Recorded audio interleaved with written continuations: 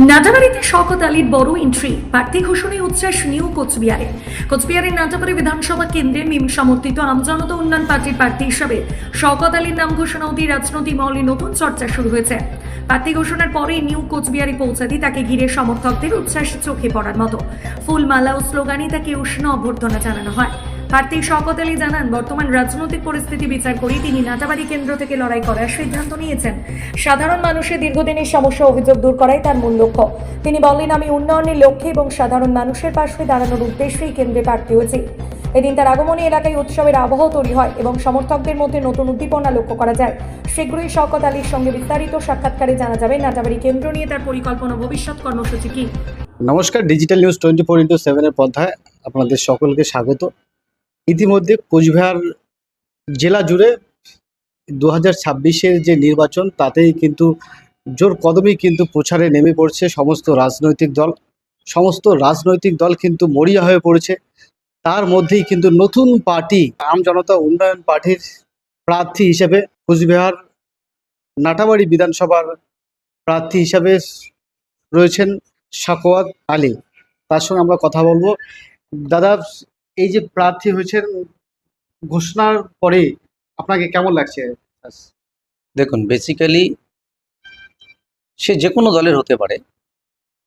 যখন কোনো ক্যান্ডিডেটের নাম ঘোষণা করা হয়,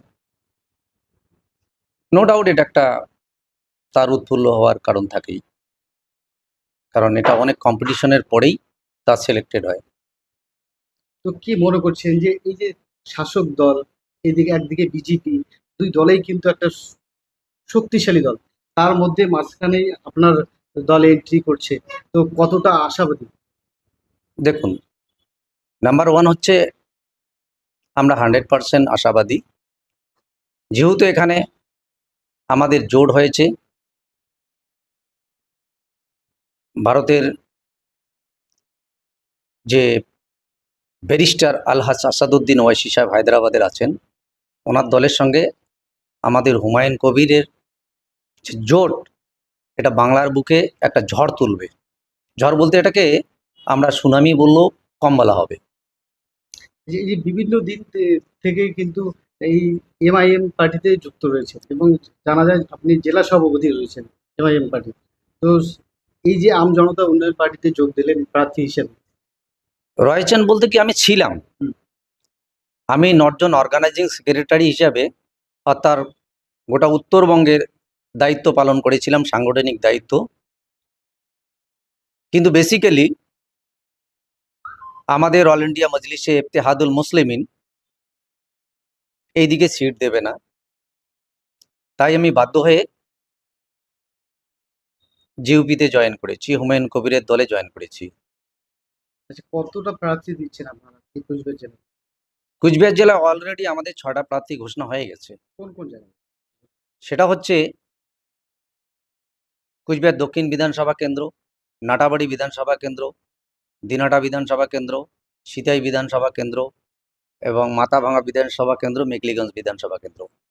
আপনার কি মনে হয় কোন সিটটা আপনার সব থেকে লড়াই বেশি হবে?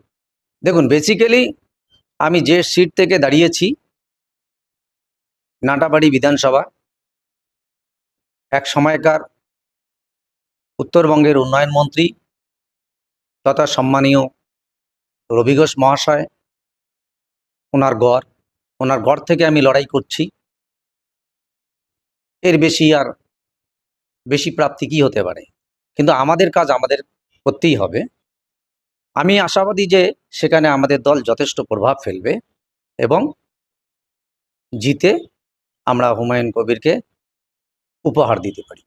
আচ্ছা, আপনার কি মনে হয় কার সাথে লড়াইটা, কার সাথে অ্যাকচুয়ালি যদি আমি বেসিক্যালি ধরি, যে বা আপনি ধরেন তৃণমূল বা সিপিআইএম বা কংগ্রেস বা বিজেপি, বেসিক্যালি ওদের সঙ্গে আমাদের লড়াই না। আমাদের লড়াই হচ্ছে আমাদের হকের লড়াই। আমাদেরকে সবাই তেজপাতার মতো ব্যবহার করছে, দূরে সরিয়ে দিচ্ছে। দেখুন, আজকের ডেটে দেখুন, গত বিধানসভা ইলেকশনে অর্থাৎ 2021-এ বিশেষ করে মুসলিমদের কোনো ক্যান্ডিডেট দেওয়া হয়নি। এটা দুঃখজনক ঘটনা বলতে হবে, যেখানে 34-35% মুসলিম বসবাস করে, তাদেরকে ইগনোর করা হচ্ছে, তাদের লিডারশিপ দেওয়া হচ্ছে না। এটা একটা বড় দুঃখজনক ঘটনা। তাদেরকে তেজপাতার মতো ব্যবহার করা হচ্ছে।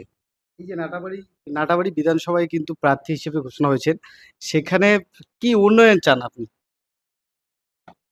উন্নয়নের দিক থেকে বললে আমি বলবো, ভারতবর্ষের মধ্যে সবচেয়ে পিছিয়ে পড়া রাজ্য হচ্ছে পশ্চিমবঙ্গ, এবং পশ্চিমবঙ্গের মধ্যে সবচেয়ে পিছিয়ে পড়া জেলা হচ্ছে কুচবিহার। এবার কুচবিহার জেলার সার্বিকভাবে উন্নয়ন সর্বদিক থেকে প্রয়োজন।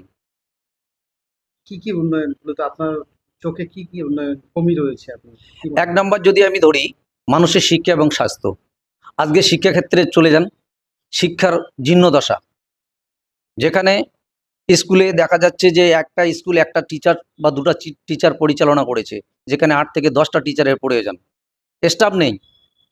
পাশাপাশি যদি স্বাস্থ্যের ব্যবস্থা ধরি, স্বাস্থ্য ব্যবস্থা এতটাই ভেঙে পড়েছে গোটা পশ্চিমবঙ্গ জুড়ে যে দৈনন্দিন দিন আমরা যদি লক্ষ্য করি, আমরা দেখতে পাই, সেটা প্রত্যেক পাড়ায় পাড়ায় মহল্লায় প্রত্যেকেই সাক্ষী দেবে যে রোজ কম করে এই বাংলা থেকে 5 থেকে 10,000 লোক দক্ষিণবঙ্গে যাচ্ছে, চেন্নাই, ব্যাঙ্গালোর, হায়দ্রাবাদ, বোম্বে।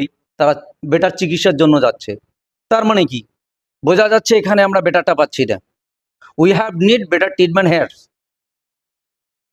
এই যে নতুন দল হতেই কিন্তু এই যে একটা প্রভাব কুচবিহার জেলায় দেখা যাচ্ছে প্রার্থী হিসেবে।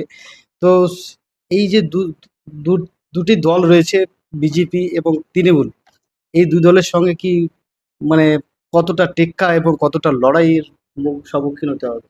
But BJP TMC is a same, that's mean equable. BJP এবং তৃণমূল একই পয়সার এপিড ওপিড।